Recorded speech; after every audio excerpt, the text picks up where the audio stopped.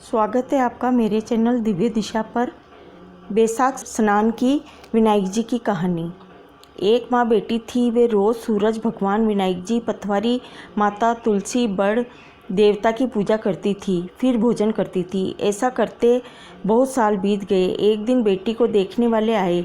बुढ़िया ने कहा कि मेरी बेटी के नियम बहुत है, जो निभाएगा उसे ही मैं बेटी दूंगी। लड़के वाले ने कहा कि तुम्हारी बेटी के क्या नियम हैं? बुढ़िया ने सब बता दिया। लड़के वाले बोले हम उसके नियम निभा लेंगे। शादी हो गई, बेटी ससुराल आ गई। 4-6 महीने नियम चलता रहा। एक दिन उसके घर में झगड़ा हो गया। सासू जेठानियाँ कहने लगी कि ये बाद में आकर भी देव देव करती है, सारा काम हम ही क्यों करें। दूसरे दिन सवेरे छोटी बहू उठी और स्नान ध्यान से निपटकर वे पूजा पर निकली। सासू जेठानी कहने लगी, कहाँ चली बहू?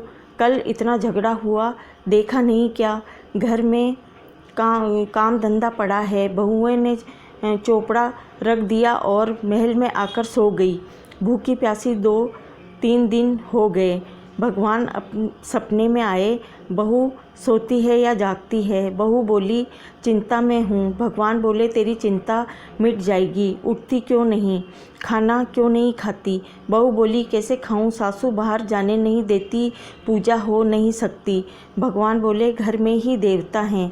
बहू उठी, कमरा खोला और अलमारी खोली। देखती है कि विनायक जी खेजड़ी के झाड़ के नीचे बैठे हैं। पथवारी दही दूधों में हिंडोले ले रही है।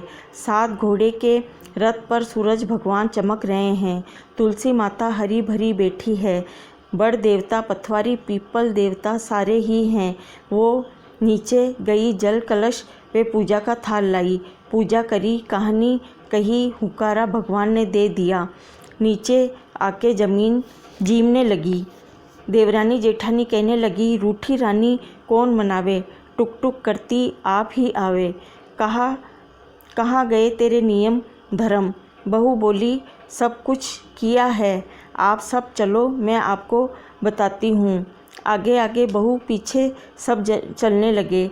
कमरा खोल के अलमारी खोली तो देखा वहाँ 33 करोड़ देवी देवता विराजमान हैं। सासू उठकर बहू के पैर पड़ने लगी और बहू बोली, सासू जी, आप सब देवताओं के पैर पड़ो, मैं आपके पैर छूती हूँ।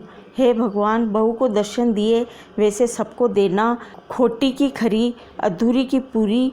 जय हो विनायक जी की।